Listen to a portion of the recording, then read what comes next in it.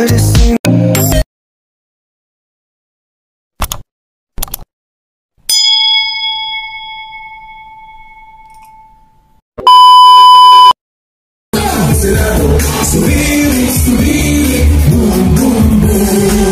kamusta kayo dyan? Sino number 1 senator nyo? Sino number 1 senator nyo? Dito! Sino senator nyo? Grabe talagang bukid nun, nagkakaisa. Buong buo, solid na solid. Oh, mamaya, lahat, Morena, lahat na magsasalita sa inyong harapan. Ha?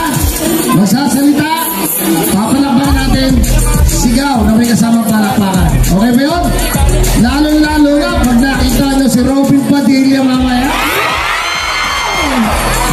Ha? Si Jingo Estrada, dyan din.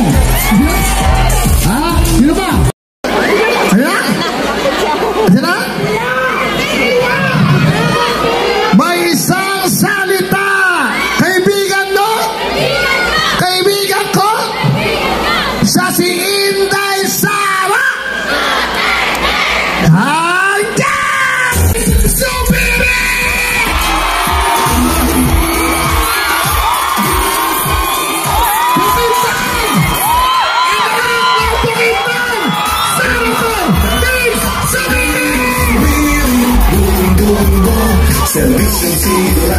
Grabe ang swerte nyo.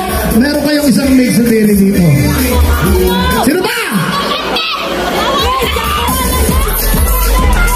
Sandali, sandali.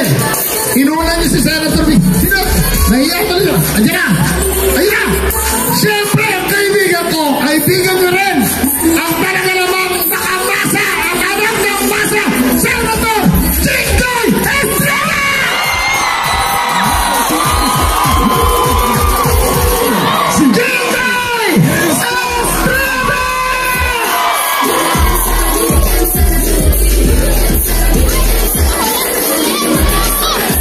Eto na isa pang pogi, Senator Wing Gatchalian!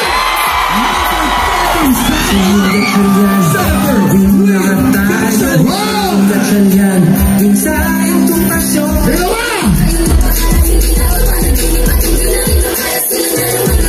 At meron tayong representative para sa ating Mayora Inday Sara, Senator Toto Timarara!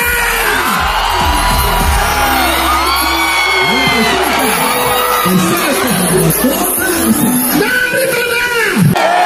Maliwanag po yan. Kaya naman po mga kababayan, sana po ay bigyan niyo po kami ng pagkakataon na makapaglingkod.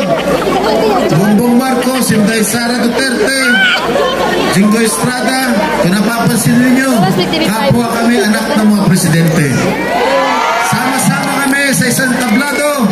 Dala namin hindi lamang ang aming mga pangalan, kundi mga pangarap at mga mitin ng aming mga magulang para sa inyong magandang kinabukasan. Kaya naman po kung ano po yung suporta, tiwala at pagmamahal na ibinigay nyo sa aming mga magulang, sana po ibigay nyo rin sa kanilang mga anak na wala naman tanging hangarin kundi makapaglingkod ng buong katapatan sa ating bansa.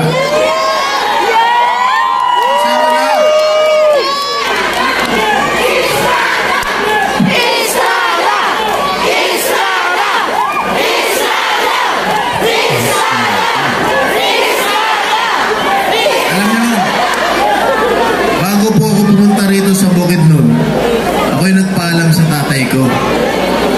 Sabi ng tatay ko, oh, saupunta. Sabi ko, pupunta po ako sa Bukidnon. Oh, malakas ako rin ah. Sige, sabi mo, maraming salamat ha. Tapos, sabi pa niya sa akin, sabi pa ng tatay ko sa akin, lagi mo akong ginagaya. Sabi ko, bakit po? Nung nag-artista ka, nag-artista ka rin. Nag-mayor ako, nag-mayor ka rin. Nag-senador ako, nag-senador ka rin. Nung nakulong ako, nakulong ka rin.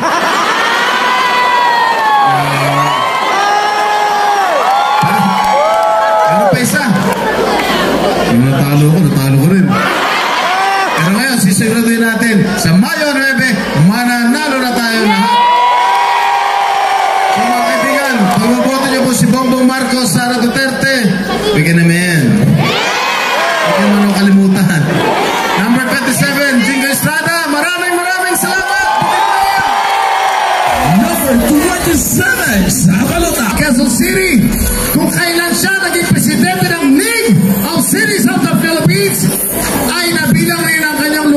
most competitive, highly urbanized city sa buong bansa. Kilala niyo ba si Captain Barben? Kaya bistik tayo sa Senado. Number 8. Albert Bistek Bautista.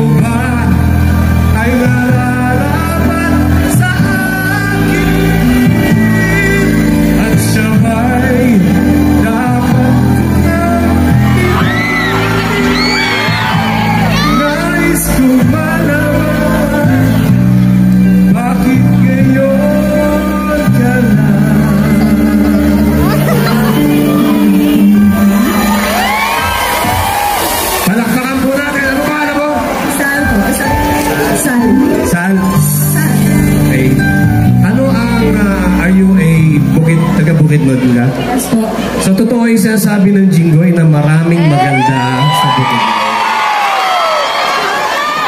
Senator Jinggoy, mukhang natagpuan ko na yung babaeng pakakasalan ko. Natagpuan ko na. Senator, samahan mo ko. Mukhang natagpuan ko na yung babaeng pakakasalan ko. Kamukha ka ni Chris Aquino eh.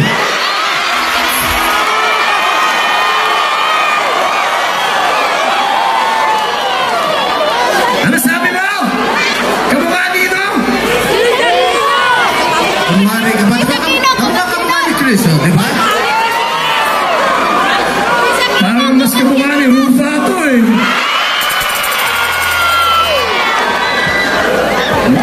Mas matangkad. Sige Sal, maraming salamat. Pwede ba akong tumuka?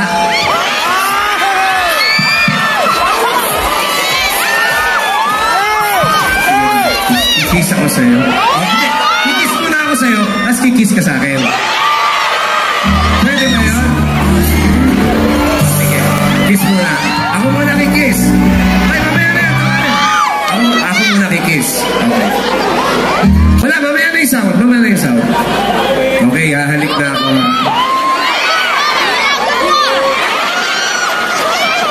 Parang magnet yung piski nito. Gumagano agad yung muso ko eh.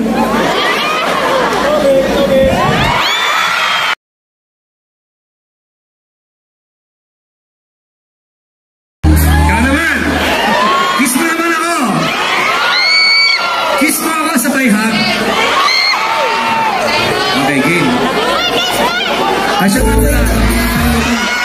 Baka makalimutan niyo po. Ano number ko? Number! Sa likod, number! Dito sa kanan, number! Herbert Bistek Bautista para sa Senado, number! Number! Number! Anong 10? 8 nga eh. Number! Okay, so Sal, kiss mo na ako. Ba't nanginginig ka? Ha? Eh, ako pa lang yan. Paano ko si BBM?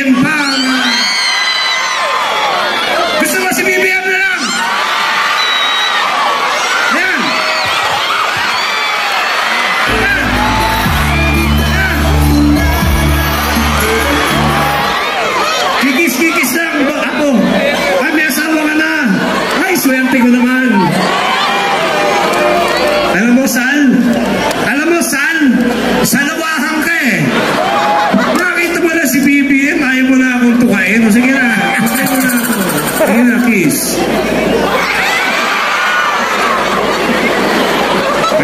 Masama. Magagalit ang mga kababaihan. O, sige, game. 1, 2. O, sige, game. 1, 2, 1, 2. Bilisan mo, magsasalita pa si BBM eh! Eh, si Manong Joe, pinagagalitan na ako. O, si Governor. O, game. 1, 2. Huwag may dikit yung ganun mo eh. Naka-forward yung ano na. Si Senator Bato. Sige, game.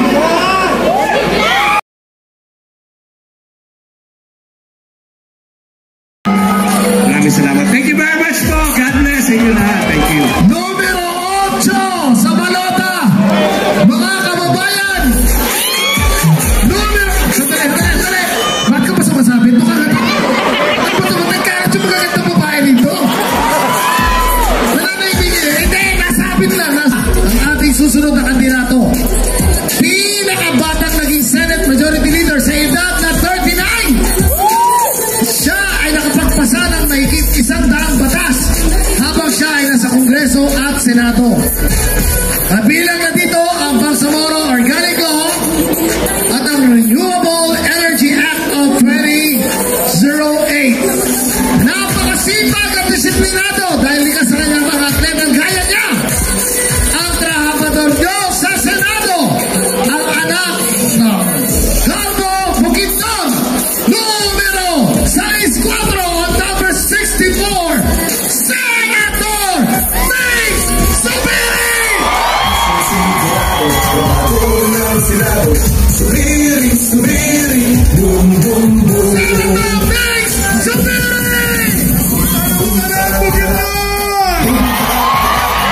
Kamudiya sa iyo, kamusta na mo tanan? Mga kaigsunan ko, una sa tanan, muhang maghatag og dako paghiyok mo sa atong mga opisyales na niya karon napod sa atong right side sa stage, sa left side inyong left side, ang atong mga opisyales tanan incumbent mayors, vice mayors o officials sa tibok probinsya sa Bukidnon aniya karon kasuporta sa atong pinalangga na President BBM. Pagpaka na po sila, Vice Governor Quino and all the mayors, tindog para makita mo sa tanan na sila tanan mga kaigsunan ko. Mga palangga ko din sa Bukidnon, una sa tanan, dagan kay salamat sa inyong pagtambong karong gabi una. Salamat Bukidnon! Grabe kayong crowd. Karon lang ko nakakita na kaning kadaghan katao ang naadili sa Kamulan Grounds. Once in a while doon na tayo mga concert, daghan kay tao, pero karon pa lang ko kakita na moni kadaghan ang tao sa atong Kamulan Grounds. Pagpaka na to atong kaugalingon Bukidnon. Niya tatahon mga kaigsunan kay kasuporta ta sa usa ka tao na bisan asa mi muadto mga kaigsunan sa Luzon, Visayas ug Mangani katong last week dito mi sa Bukisa, Mindanao, naama si Captain Mangudadato sa Isulan, Sultan Kudarat, North Cotabato sa Carmen, ang Coronadal sa South Cotabato. Daghan kay tao kapalangga sa atong umaabot na Presidente Bongbong ug sa iyang Vice Presidente Inday Sara. Awa na, huli na ta, dog na.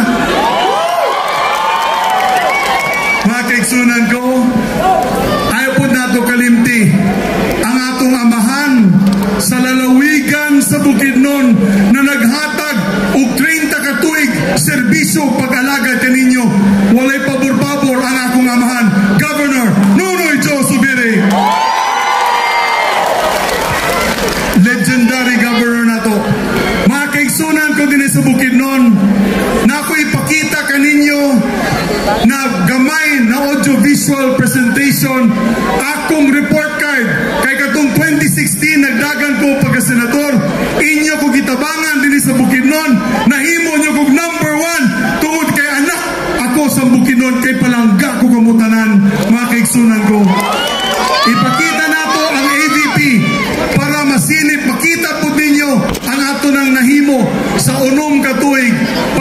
saktong probinsya. Roll AVP. Bukidnon, land of promise and fulfillment, home to the 7 tribes of northern Mindanao, the fruit basket of the region, and the 5th richest province in the country. We have come such a long way in making our beautiful province of Bukidnon a shining symbol of progress and prosperity for our people. But our journey is far from over. Take a look at all the ongoing projects ahead of us and the benefits it will bring to commerce, tourism, employment, education, and culture. This is our legacy for the people of Bukidnon.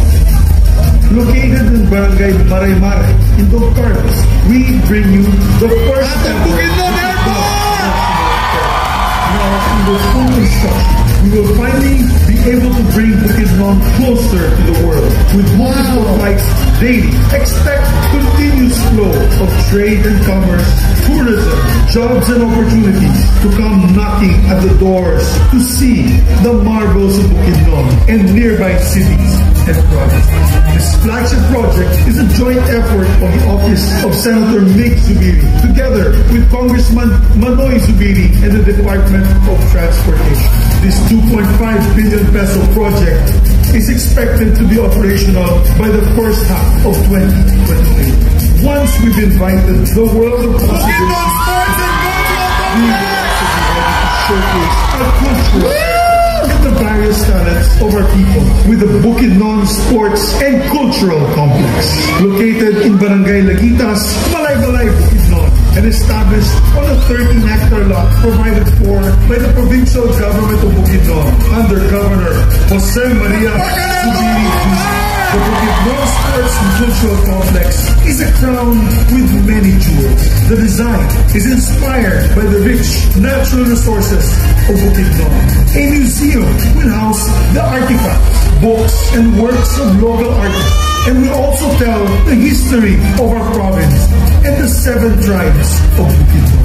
We envision that this museum will stand equal to the many famous museums of the world and will be managed by the National Museum of the Philippines. The complex will also have a state-of-the-art amphitheater, a venue for world-class performances of international or local talent, seating up to 500 people.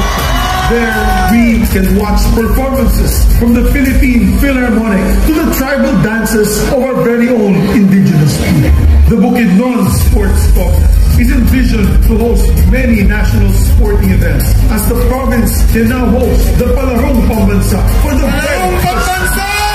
Also an ideal place to train future athletes with its high elevation and world-class training facility, as we are now in talks with the Philippine Sports Commission as the official sports training center in Mindanao. The sports complex includes an indoor sports gymnasium with over 3,000 seating capacity and is capable of hosting Philippine Basketball Association or PBA. Sporting events and a larger concert venue that could accommodate more than 15,000 people, and the first ever aquatic center with 13 Olympic size pools in Bukidnon. Finally, the youth of Bukidnon swimming sa Bukidnon swimming events and become potential champions of the field. All this were made possible through the institutional amendments of Senator Mig Zubiri and the Office of the Provincial Government headed by our very own Governor Jose Maria R. Zubiri Jr. Of course, future heroes are not only made of grit and physical power. We also have to work hard to raise the quality of their education by enhancing the Bukidnon State University with 15 satellite campuses all over the province. This is also augmented by the construction of 12 new TESDA accredited and run training centers. For education, we also focus on the quality of health facilities, such as the Northern Mindanao Wellness and Reintegration Center, a world-class holistic drug and rehabilitation center in Northern Mindanao, which also became the COVID-19 Command and Isolation Center for Bukidnon during the height of the pandemic. This was made possible through donations from my office, facilitated from the Friends of the Philippines. These are just a few ongoing legacy projects under the leadership of Bukidnon, and only a part of the numerous infrastructure projects given to the cities, municipalities, and barangays of this great province of Bukidnon.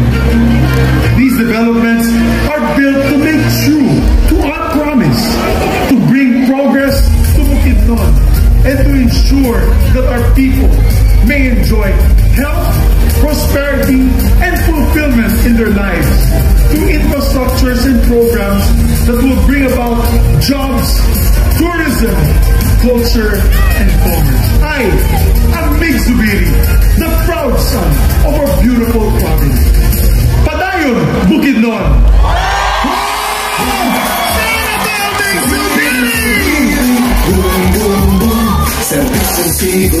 Mga kaigsunan ko, daghan pa ang atong mga umaabot ng proyekto o programa para kaninyo, mga kaigsunan. Katong build na atong pinalangga na Digong Duterte atong tatay, disugdan nato na din sa Bukidnon. O kung tagaan pataghigayon na makabalik sa Senado, apil sa among grupo, ato pagdugangan ang infrastruktura o programa para sa atong pinalangga na probinsya sa Bukidnon. Ako lang hangyo kaninyo, mga kaigsunan, di na ko magpadugay pa. Ang ako lang hangyo na pag-abot sa programa o proyekto, wala gyud mi mahimo kung ang presidente o vice-presidente dili ato.